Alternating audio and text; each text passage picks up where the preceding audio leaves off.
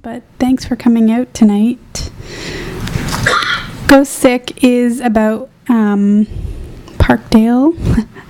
As Colin said, it's about the neighborhood where I grew up, but it's not about my childhood so much as it is it chronicles. It's a pretty intense collection, so I'm warning you now about the murder of a young family friend and the events that kind of led up to that and after that, and trying to make sense of things that don't make sense, which I guess is the job of a writer. In some ways, I mean, a lot of people try to make sense of the senseless, but I don't know. When I'm writing about things that scare me, I seem to keep going. So I'm warning you, to get a little bit ready. Ghost days. After the shooting, I floated through life, ephemeral, near invisible, walked into walls, slid under streetcars, became friends with death, called on willpower to stop myself from fading away, haunted friends, strangers who dared speak at me, smile, or even raise their eyes to meet mine, wailed and screamed their happy little lives, illusions. I had blood on my hands, our existence constructed from violence and warfare. There's no sense in the death of a young warrior or the rest of us left behind breathing bitter air. World of sorrow. Our frozen city celebrated an immaculate birth. Snow flaked from the sky, dusted icy pavement and hair. I stayed inside, warm, sipping wine, desperately hoping the boy I loved would remain safe. Before that night, I had no way of comprehending it only takes a second to tear the spirit from a young body. Bullets, a .22 aim behind parked cars, 5 blocks from our childhood home. Business as usual ended a boy's life, nearly ripped a brother from mine. All the pretty ghetto girls cried and puked vodka in the gutter, while their man boys were shot like rabid dogs. Family hopes bled onto gray concrete. My brother, why did you let the shooter sit down at your table? Why did you drink to blur right and wrong? Where did your world of sorrow come from?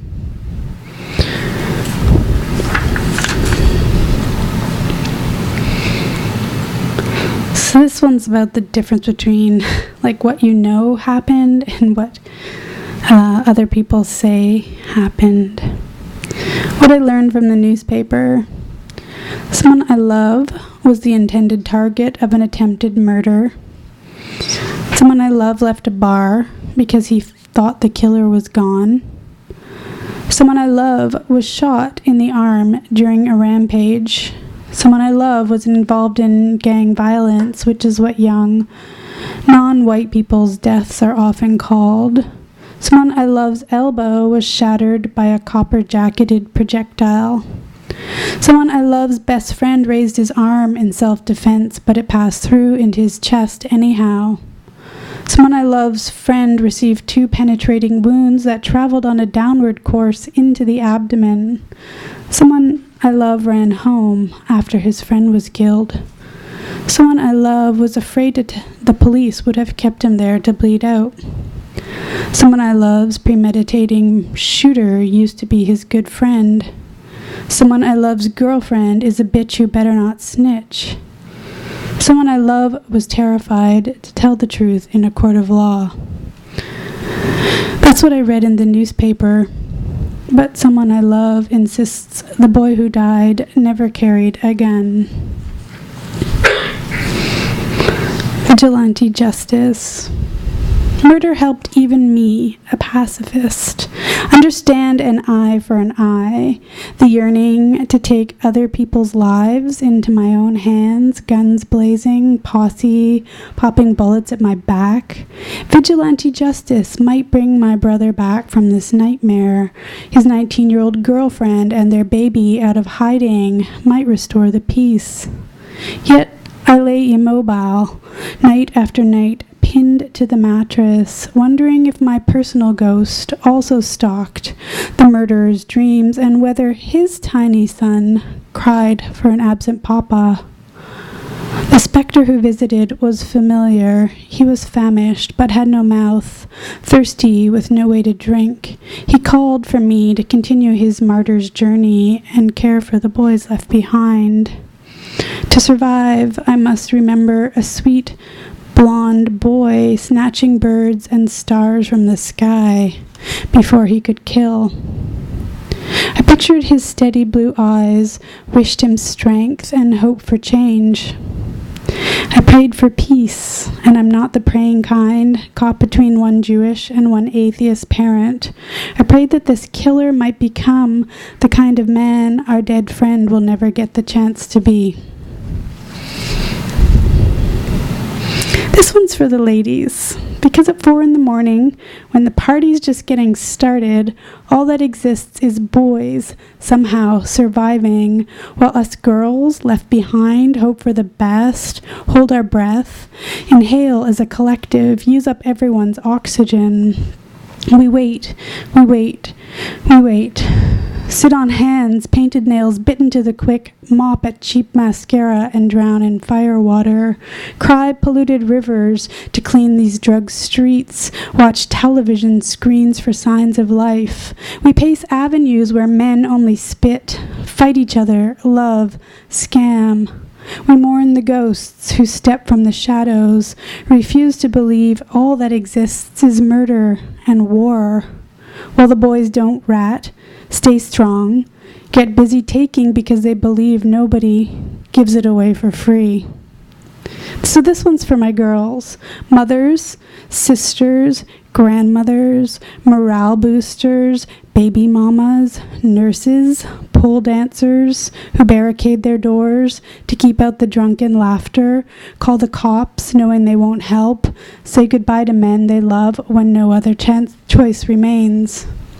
We shield our lovers, hold vigils, wail over 40-ouncers, hide war resistors and defectors, make the best stops on the Underground Railroad, circle La Ronda, demanding to know about the disappeared, put on our best black sashes to face off with tanks, because all that worry needs to go somewhere, and caring can tear a person in half.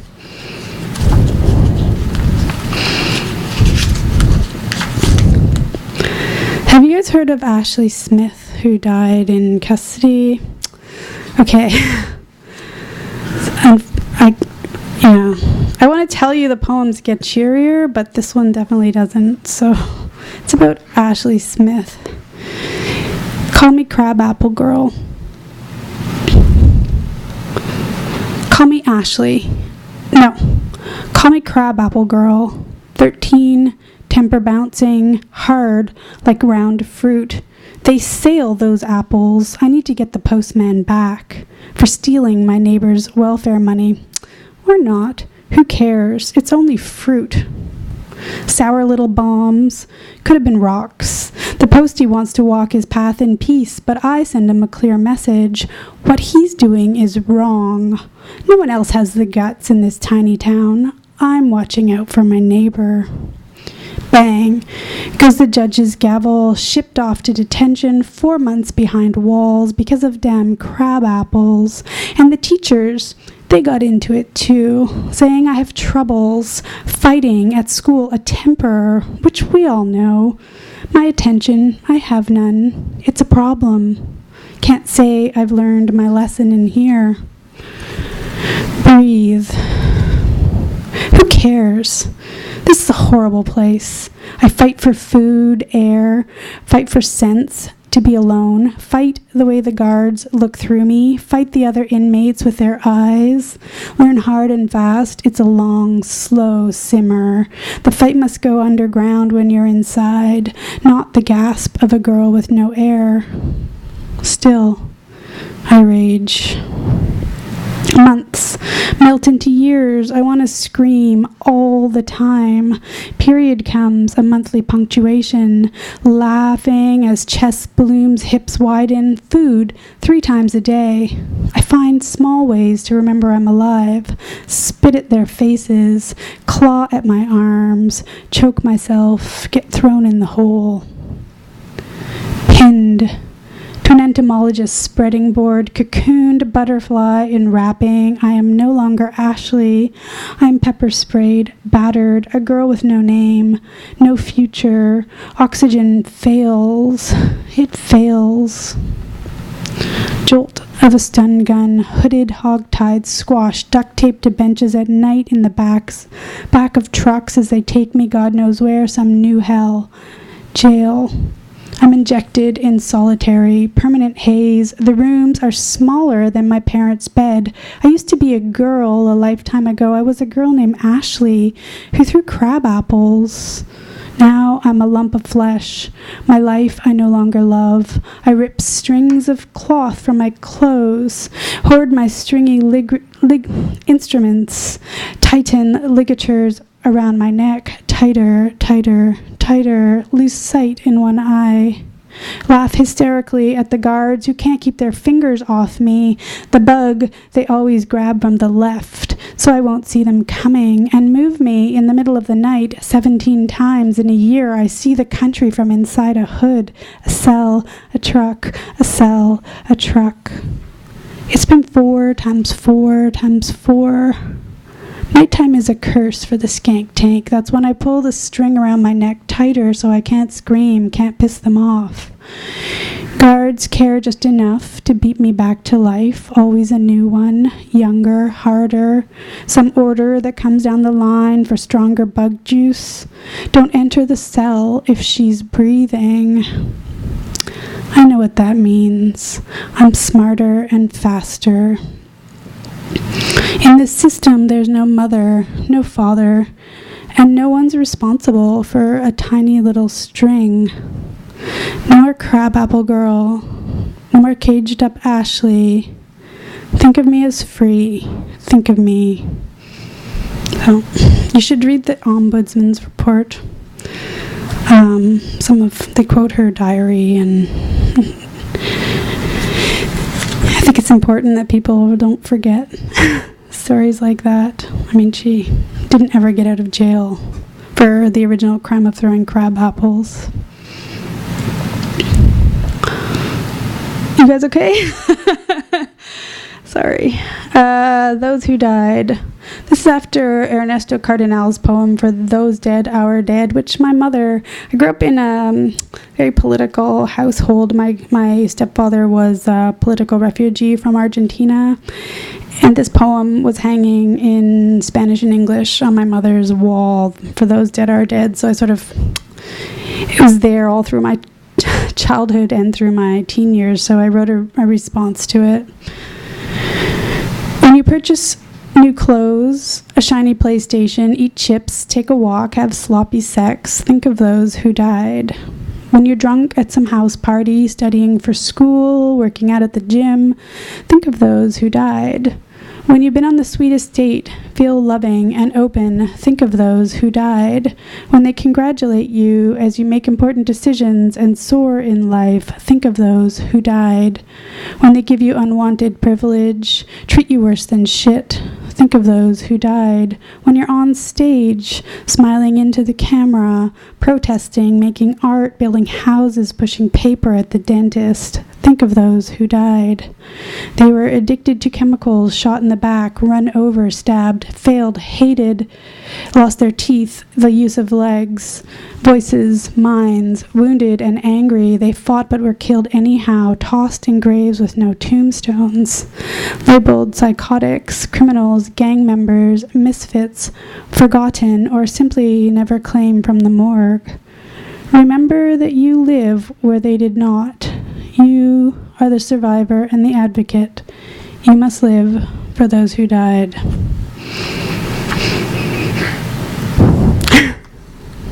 So, the way this book is set up is like the first section's about this incident and other things that while I guess my community was dealing with the incident, other things that kind of happened that seemed that had repercussions, and the second section is about the neighborhood, a neighborhood in which murder, shootings like this happened fairly regularly, especially in those years.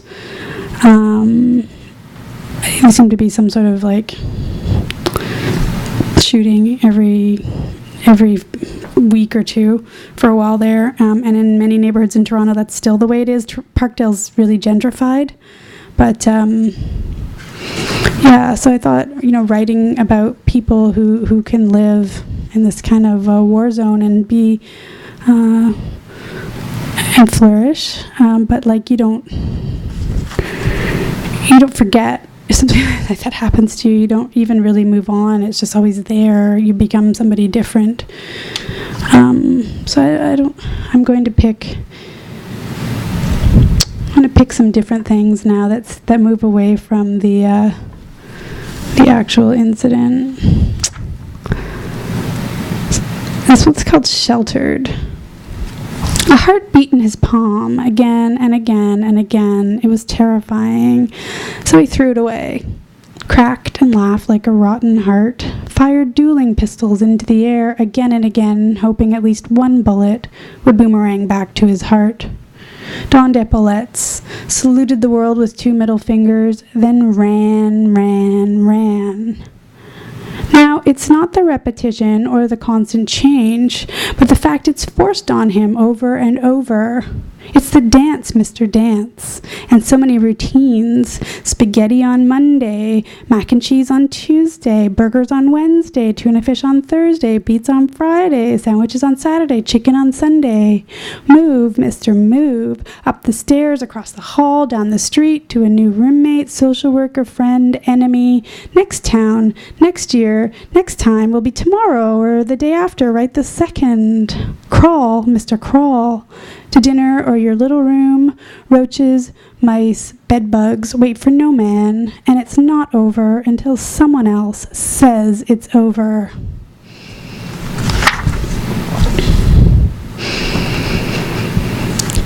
Somewhere to Run From, which is taken from, it's the title. How can I forget the author's name right now? It's the title of her book. But Somewhere to Run From. It's not just a home, it's a house. It's where the head lingers, hearts crack, past lives smile from every corner. It could be up a tree, beside the tracks, beneath a bridge, in a cardboard box, the 13th floor, third door on the left, white mansion in a field of grass, might make her hate your face. Lips, the green of a shirt, could force her to slide off your pants and scream at the top of her lungs. Eat a fourth helping, puke, get drunk, piss on the stairs, tear off her clothing, run outside screaming until the sun ceases to shine. Neighbors throw stones, little birds careen for windows, any windows. Glass always shatters. Mother always draws her roughly back inside. So take shelter, love, terror, fear, nostalgia, lust. Take it all in, hard and hot. Make the bed and do whatever causes the night to press closer. Squeeze breaths together into strong wind, or else just remember that the sighs still ache in her chest, will for the rest of her life, because kisses were snatched in every single closet, and the attic, and the backyard. Matches sparked fires, the television set was comfort. She knows that nothing aches quite like the first stab.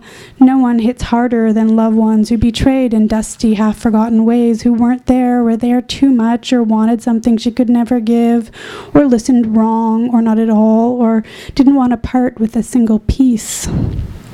Set whatever's there aside and picture a pretty girl wandering alone at night, dreaming of 1,000 lovers and people she no longer knows, has no interest in meeting again, wishes she hadn't set fingers on her long ago, would blast through the heart if she could get away with it. Gather those people in a room, give them a meal, call it love. Okay, I'm getting to the final section, which is actually about resilience, in my mind anyhow, but I don't know if anybody else picks that up. So I'll just read a few. I'll read like three more, okay?